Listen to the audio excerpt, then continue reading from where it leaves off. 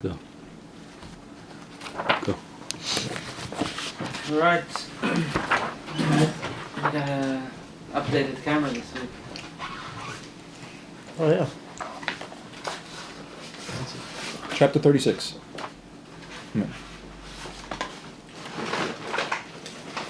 Welcome everyone to the weekly Tanya Class.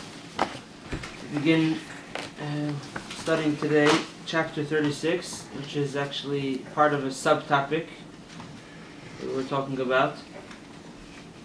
I want to begin with a story that the Friedrich Rebbe once related. There was once a Paritz landowner who called over one of his workers, a peasant who used to work in the field, and he calls him over and he asks him, he says, "Tell me, Ivan, how much do you make a day?" He says, "I make, whatever I make, 10 rubles, whatever you make." "And what do you do?" He says, I now I'm in the harvest, I cut the wheat in the field." He says, "Now tell me, what's the best sickle around?" Says, "The best sickle, I wish I had it. It's one that's manufactured in Vienna. But what I have is much simpler. It's much harder to work with." So the part says, "Listen to me, I have an offer for you. Instead of working in the heat in the field, I'm going to get you a Viennese sickle. Yeah. I'll put you in one of my big dining halls. It's nicely cooled. And instead of actually working hard, I'm going to give you the sickle. I want you to make believe you're doing it. Just go back and forth, cut the air.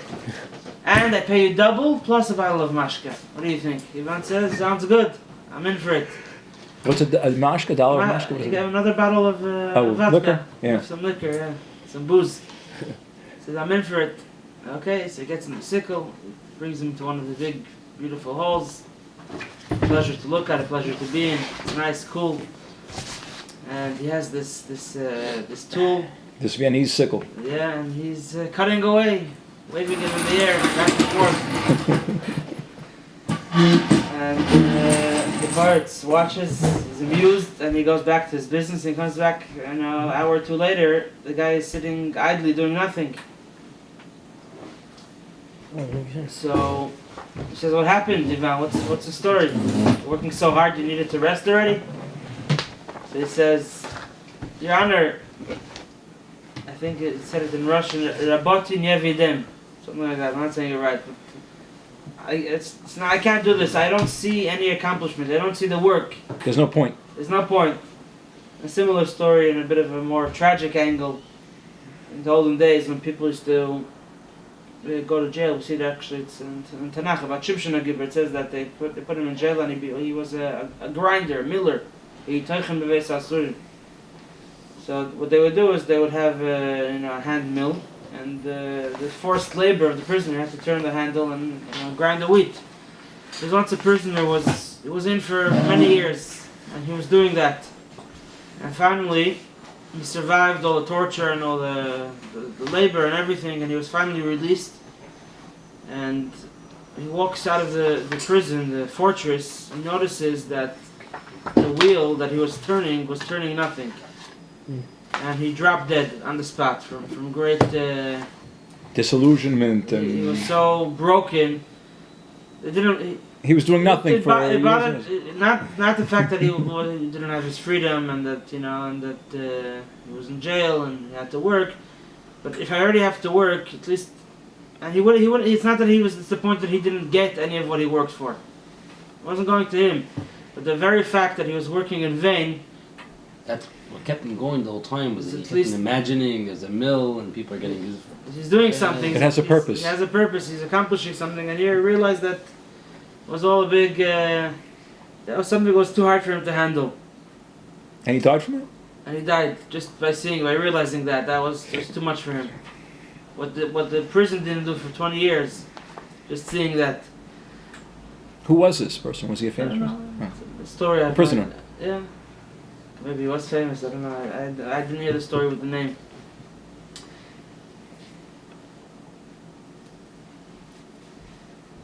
The most basic need of a human being is to feel that he is needed, that he is accomplishing something. that without him, the world would not be the same. People could have millions of dollars laying around, but they still want to work. They still want to do. They want to accomplish.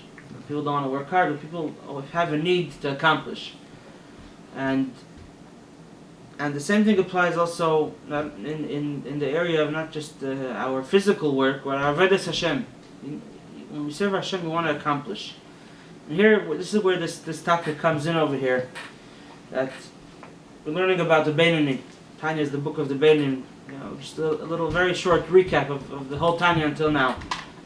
A chassid comes to the Alter Rebbe. A Jew tells him, "I want to serve Hashem, but I have the Yetzer Hara. He's bothering me. Help me out. Direct me."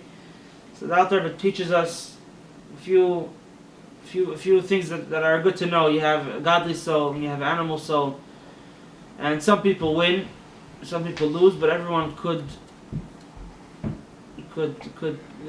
constantly hold the struggle and keep fighting, and that's your mission in the world, to keep fighting. And then the Alter Rebbe gives us, that's the Beinoni. Then he gives us tips. How to you're out there, you have power, but when you're in the ring, you need to have some techniques. And he taught us different techniques. He taught us how to stay always b'simcha, even though it's quite a hard labor to always to always be on the lookout and never let the Yetzer Hara win. And a few different tips, a few different techniques. And I guess the Beinoni at this point, he's finally reached a certain routine in his life that he knows how to, he's at least in control. I have someone got forbid, someone is diabetic. So their life is not as easy as other people, but as long as you keep with the rules, then things fall into place. You could live, your life you could have a decent quality of life. So the Beinoni at this point reaches a certain point in his life that he's doing everything that it says in the Tanya. So he knows how to fight the Yetzer Hara. Now he starts to think to himself, why am I doing this? What's the point? Okay, I want to serve Hashem and I know this is the right thing, but why? You tell me one thing, that I could become a tzaddik eventually. If I fight, I'll make my way, I'll grow. Okay, then I understand. There's value to the fight, but we learned that not necessarily will you become a tzaddik. Not everyone has that ability to actually become a tzaddik. Some people, their whole life, they're meant to be fighters. They weren't designed to be winners. They were designed to be fighters. And this is a very disturbing thought. What am I doing? If I'm not going to become a tzaddik, so why am I trying so hard? Where is this getting me to? The knowledge that eventually I might become someone who refines his character to the point that he's a tzaddik gives me reason to keep fighting. There's something for me like this guy in jail. He says something is keeping him alive, is energizing him, that he's accomplishing something, but you're not accomplishing. So in chapter 35, the Alter Rebbe started, and that's going to be for the next 3 chapters, 35, 36, and 37, to address this question of the Beinoni, this existential question. What am I doing here? If I'm not, I can't reach perfection. So the first thing in chapter 35, he told us, what's the difference of you and the tzaddik? The difference of you and the tzaddik is that the tzaddik does everything perfectly, but also has a perfect character. He wants the right things, he's into the right things. And you, if you look, like we said, that we told the Beinoni, if the whole world tells you you're a tzaddik, be as if you're a Rasha in your own eyes. Because we look at the Beinoni's track record, what he accomplishes, he's like a tzaddik. The Alter Rebbe says the Beinoni is someone who never sinned and will never sin. That's a Beinoni. Which means you look at his current situation, he's someone who you cannot catch him with any sin. And you look at his past and his future, he's sin-free. That's a Beinoni. You look at what goes on instant now. That's why people tell a Beinoni, someone, hey, you're a tzaddik, look, you're doing everything right. He says, don't believe them, because they only see, man sees, Adam Yer Lanai, man sees to the eye, God sees through the heart. What makes a difference of a tzaddik and a Beinoni is not what he does, rather what he wants to do, what he feels like doing, where his character is, where his desires are. And a Benoni is much different than the tzaddik. He has the same desires as a Rasha. The difference is that a Rasha falls to his desires and his wants, and a Benoni overcomes them. But he has them. So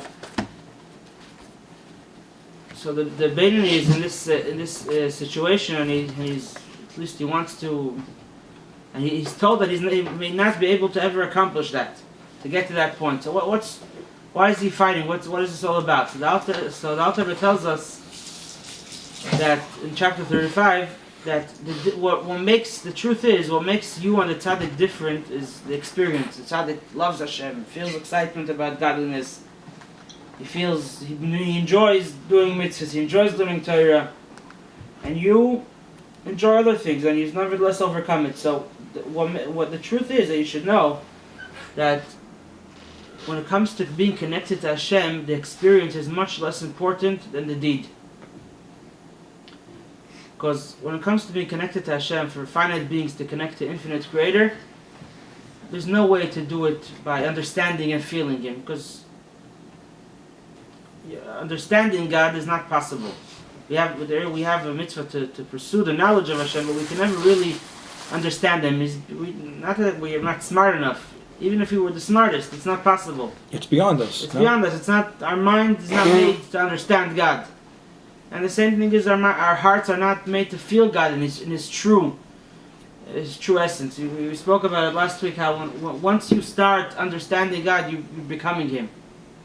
God is a entity if Hashem is exposed fully, truly, nothing else could exist. So if I really know Him, that means I stop being. If I really feel Him, I stop existing.